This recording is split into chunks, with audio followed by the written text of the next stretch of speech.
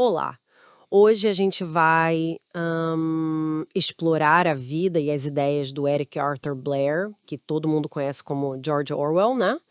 Temos aqui uma seleção de textos bem variada. Vamos desde os romances famosos, tipo A Revolução dos Bichos, 1984, até os ensaios, as anotações dele sobre a própria trajetória.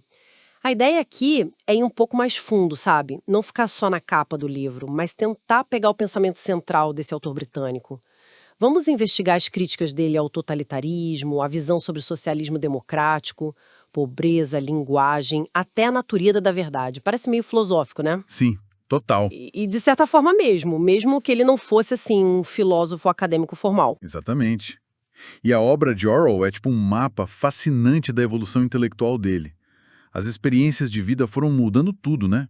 Desde o tempo como policial imperial lá na Birma, passando pela pobreza que ele viveu em Paris e Londres, até a luta na Guerra Civil Espanhola. Isso foi fundamental. Foi na Espanha que ele meio que definiu a posição dele. Como ele mesmo disse depois, né? Todas as linhas de trabalho sério que escrevi desde 1936 foram direta ou indiretamente contra o totalitarismo e a favor do socialismo democrático. Foi um marco. E é aí que fica interessante mesmo. Essa experiência na Espanha parece que mostrou para ele, na prática, como é que linguagem, pensamento e poder se conectam, sabe? Como as narrativas são construídas e principalmente controladas. Sem dúvida. Para o Orwell, o totalitarismo busca o poder e o controle absolutos. E ele percebeu muito bem as dimensões, digamos, epistêmicas e linguísticas disso aí. O controle do pensamento e da linguagem é, assim, essencial para o controle político. Aquela frase famosa do Winston Smith em 1984 resume isso perfeitamente, né? Liberdade é a liberdade de dizer que 2 mais 2 são 4. Se isso for concedido, todo o resto se segue. Quer dizer, Nossa, forte isso. é. A liberdade política depende da capacidade de ter crenças verdadeiras e de poder falar sobre elas. O poder está ligado à linguagem, não tem jeito. Mas antes desse foco político ficar tão intenso, ele já explorava outros temas, como pobreza e trabalho, né? Como naqueles livros Na Pior em Paris em Londres e O Caminho para Wigan Pier. Ele batia muito na tecla de que a pobreza não era uma falha moral da pessoa, né? Mas algo do sistema. Traque era um jeito como a gente, sabe? Como ele escreveu, a massa dos ricos e dos pobres é diferenciada por suas rendas e nada mais.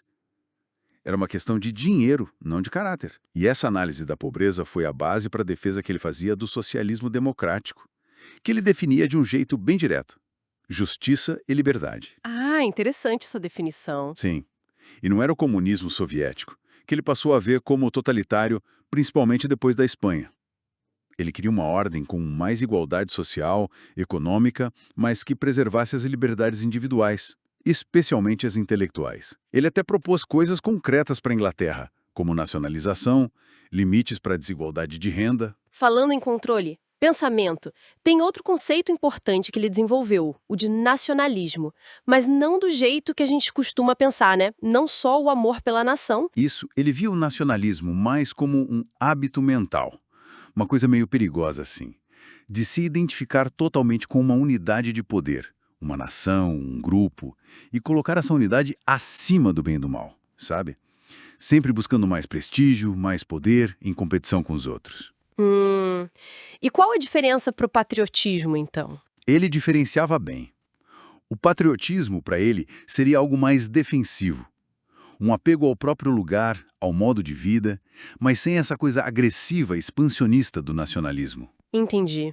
E toda essa análise se conecta com a visão dele sobre linguagem e política, certo? Perfeitamente. No ensaio A Política e a Língua Inglesa, ele argumenta que o pensamento descuidado acaba corrompendo a linguagem. E, por outro lado, uma linguagem descuidada, pobre, facilita um pensamento tosco, manipulado. É uma via de mão dupla. Faz sentido. A clareza na escrita, para ele, era quase um ato político de resistência. E a propaganda, bom, muitas vezes baseada em eufemismos ou mentiras descaradas mesmo, serve justamente para isso: controlar as narrativas e, no limite, o próprio pensamento das pessoas. O que nos leva direto para a questão da verdade e da história. Orwell tinha um medo real de que o próprio conceito de verdade objetiva estivesse desaparecendo do mundo. Sim, especialmente sob regimes totalitários, que tentam ativamente reescrever o passado para justificar o presente e controlar o futuro. Aquela coisa do Ministério da Verdade em 1984, né? Exatamente. A memória, mesmo sendo falha, se torna crucial. É uma defesa.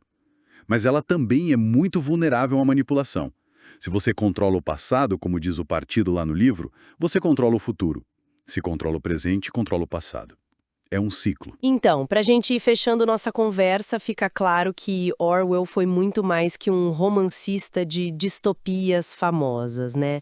Foi um pensador político, filosófico muito aguçado, e as reflexões dele sobre poder, verdade, a manipulação da linguagem, justiça social, nossa, continuam extremamente relevantes hoje. Sem dúvida nenhuma. E, sabe, fica uma provocação para a gente pensar um pouco mais. O Orwell era um crítico implacável do totalitarismo, viesse de onde viesse, né? Direita, esquerda, e valorizava demais a verdade objetiva. Ao mesmo tempo, a relação dele com a filosofia mais formal era distante. Ele valorizava muito o conhecimento que vinha da experiência prática. Aí fica a questão: de que forma será que os limites inevitáveis da própria experiência como homem, branco, inglês, de classe média, daquela época específica, podem ter, talvez, influenciado não só as percepções, mas quem sabe criado alguns pontos cegos nas análises, mesmo com toda a potência crítica inegável que ele tem, né? Boa pergunta para finalizar. Algo para se ter em mente ao reler Orwell hoje. Exato. Fica aí a reflexão.